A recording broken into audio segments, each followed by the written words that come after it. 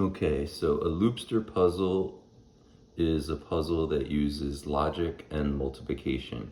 Let me talk about the logic first. So there's always going to be this same amount of circles going across as up and down. So it can be like a 3 by 3 or a 4 by 4 or a 5 by 5.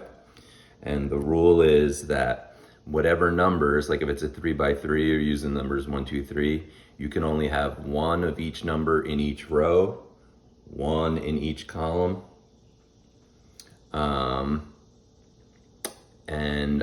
You can see this one, 3, 1, 2, 1, 2, 3, 2, 3, 1, 3, 1, 2, 1, 2, 3, 2, 3, 1.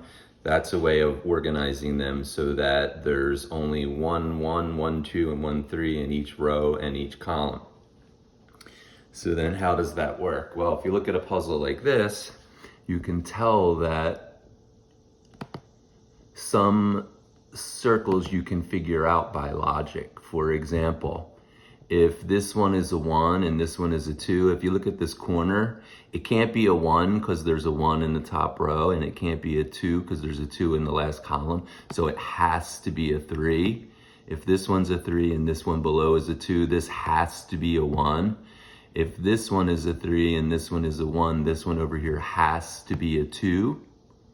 If you go to the middle one here, it can't be a 1 because there's a 1 above it. It can't be a 2 because there's a 2 next to it. So this one has to be a 3.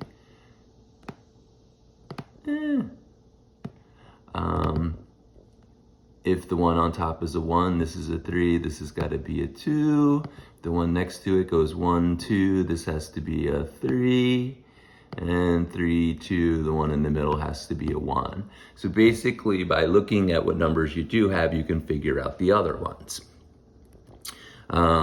Just to show that it's logic and has nothing to do with numbers really in a typical puzzle. Let's say that you had to have Caitlin Rose Jet or CRJ. You needed a C, an R, and a J in every row and every column. If you look at this bottom corner, you can't have another C because there's a C in this column. You can't have an R because there's an R in the bottom row. So this would have to be your J. If this is J and that's R, this is C. If this one here is J and C, this one has to be the R. If you look at the middle one, it can't be an R because there's an R in that middle column. It can't be a C because there's a C in the middle row. So it has to be another J. If this one's a C, this one's a J, this one has to be an R. If the bottom one's a C and this one's an R, this one has to be a J. And if that's a J and that's an R, this one has to be a C. So that's just showing that it's logic. Doesn't matter if it's numbers or letters.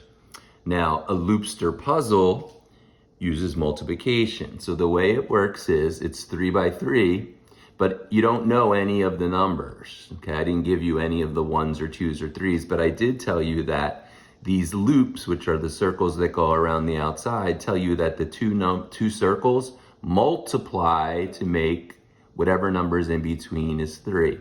So in this puzzle, you can use the numbers 1, 2, and 3. These two multiply to make 3. These two multiply to make 6. These multiply to make 2. These multiply to make 3. Now, using the numbers 1, 2, 3, the only possibilities you can have are 1 times 2 is 2, 1 times 3 is 3, and 2 times 3 is 6. With those 3 numbers, that's the only possible fact. So there's really only 3 facts in this puzzle. So start up here. If these two circles multiply to make 3, and the only numbers you can use are 1, 2, and 3, you know that it has to be 1 and 3. Now the question is, you don't know if the 3 goes up here and the 1 down here, or the 1 up top and the 3 down bottom. You're not sure, so I call these baby numbers. You put the baby numbers that remind you what 2 numbers they are, even though you don't know the order. But when you come down here, you know that in this first column, you used your 1 and the 3. This one has to be a 2. Okay, there's no other number it could be. Now you come over to these. This makes 2. So the only thing that makes 2 is 1 times 2. But you already used a 2 in the bottom row, so you know this one has to be the 1 and this one has to be a 2. We don't have to do the baby numbers because we know where they go. If this is a 2 and this is a 1, this has to be the 3. 3 times something equals 3. So that's got to be 3 times 1 is 3. If I have a 3 and a 1, that means this has to be a 2. The total is 6. So if this is 2 and you multiply by this circle and you get 6, it has to be 2 times 3.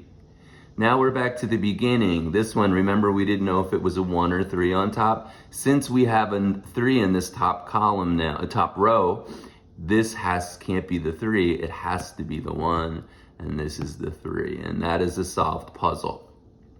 Okay, so what I did was I included a bunch of these. There's another 3 by 3, it's different. Another 3 by 3, that's B. Another one, another one. And then later I'll show you how to do the 4 by 4s. But for now, we're gonna start with the 3 by 3s, and I will email you a PowerPoint with this.